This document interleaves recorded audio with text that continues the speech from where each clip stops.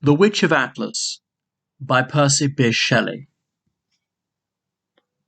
To Mary, on her objecting to the following poem, upon the score of it containing no human interest.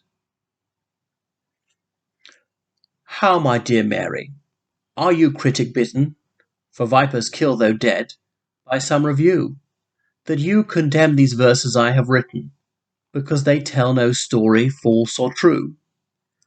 What though no mice are caught by the young kitten, may it not leap and play as grown cats do, till its claws come?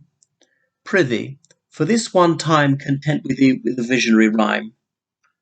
What hand would crush the silken winged fly, the youngest of inconstant April's minions, because it cannot climb the purest sky, where the swan sings amid the sun's dominions? Not thine. Thou knowest 'tis its doom to die, when day shall hide within her twilight pinions the lucent eyes and the eternal life, serene as thine, which lent it life awhile.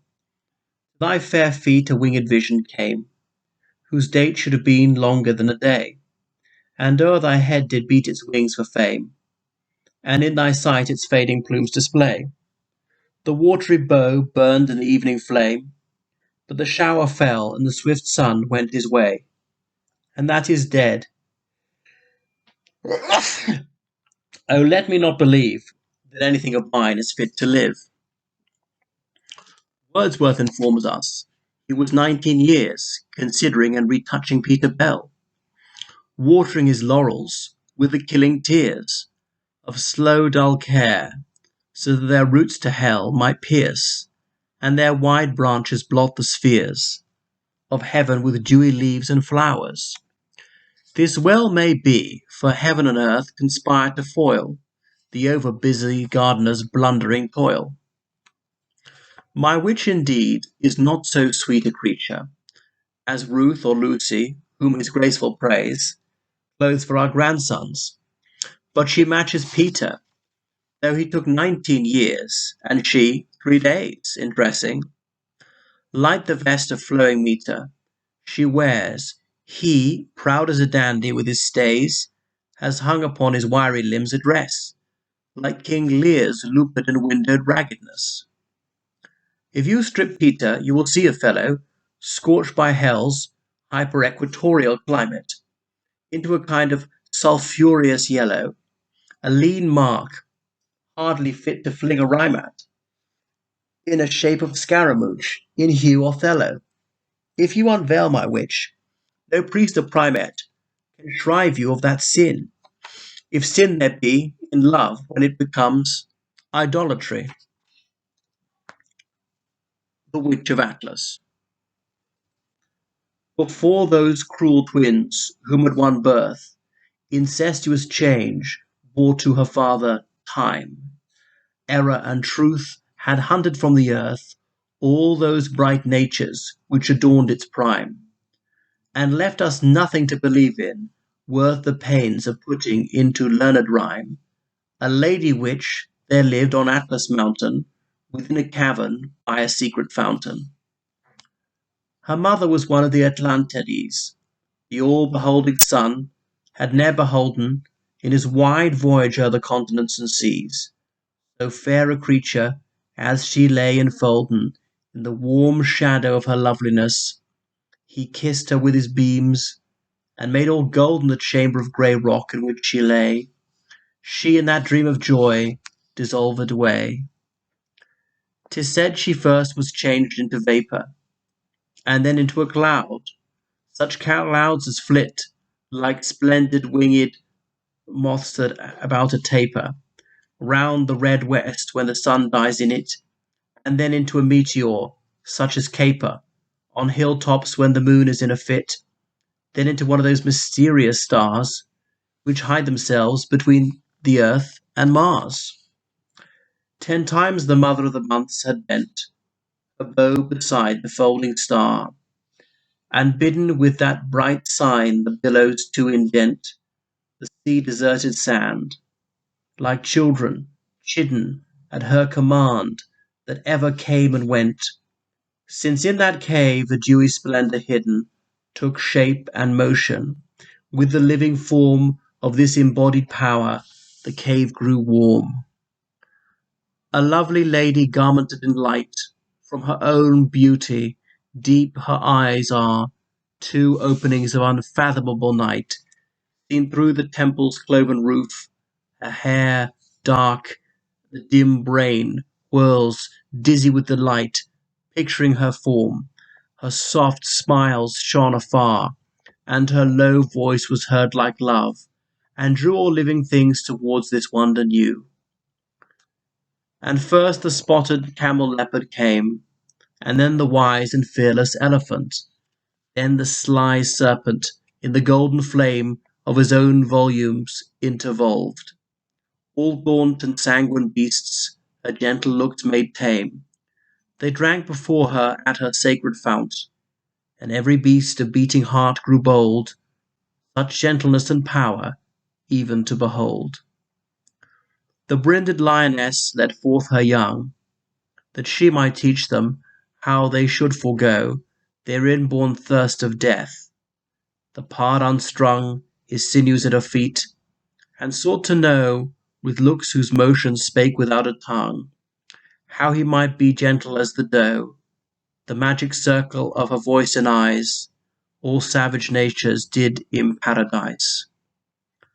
And old Silenus, shaking a green stick of lilies, and wood gods in a crew, came blithe as in the olive copses thick. Cicadae are drunk with the noonday dew, and Dryope and Faunus followed quick, teasing the god to sing them something new. Till in this cave they found the lady lone, sitting upon a seat of emerald stone.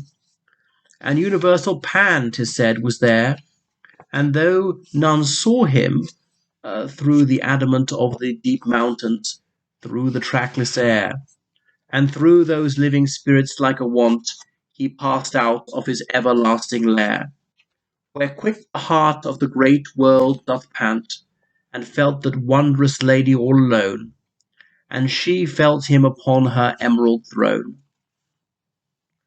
And every nymph of stream and spreading tree, and every shepherdess of ocean's flocks, who drives her white waves over the green sea, and ocean with the brine on his grey locks, and quaint Priapus with his company, all came, much wondering how the enwombed rocks could have brought forth so beautiful a birth. Her love subdued their wonder and their mirth. The herdsmen and the mountain maidens came, and the rude kings of pastoral Garamount. Their spirits shook within them, as a flame stirred by the air under a cavern gaunt. Pygmies and Polyphemes, by many a name, centaurs and satyrs, and such shapes as haunt wet clefts and lumps, neither live nor dead, dog-headed, bosom-eyed, and bird-footed. For she was beautiful, her beauty made the bright world dim, and everything beside seemed like the fleeting image of a shade. No thought of living spirit could abide, which to her looks had ever been betrayed. On any object in the world so wide, on any hope within the circling skies, but on her form and in her inmost eyes. Which then the lady knew, she took her spindle, and twined 3 threads of fleecy mist, and 3 long lines of light, such as the dawn may kindle, the clouds and waves and mountains with, she as many starbeams, ere their lamps could dwindle, in the belated moon wound skilfully, and these threads a subtle veil she wove, a shadow for the splendour of her love. The deep recesses of her odorous dwelling were stored with magic treasures, sounds of air, which had the power all spirits of compelling, folded in cells of crystal silence there, such as we hear in youth, and think the feeling will never die. Yet ere we are aware, the feeling and the sound are fled and gone, and the regret they leave remains alone. And there lay visions swift and sweet and quaint, each in its thin sheath, like a chrysalis. some eager to burst forth, some weak and faint with a soft burden of intensest bliss.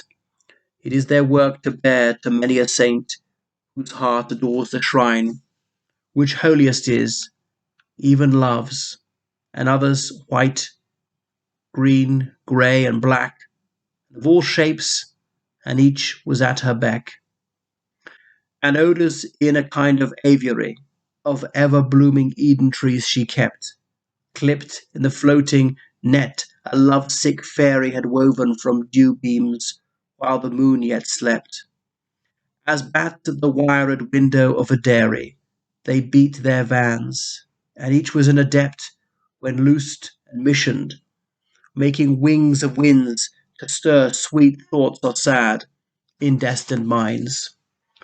And liquors clear and sweet, whose healthful might could medicine the sick soul to a happy sleep, and change eternal death into a night of glorious dreams, or, if eyes needs must weep, could make their tears all wonder and delight.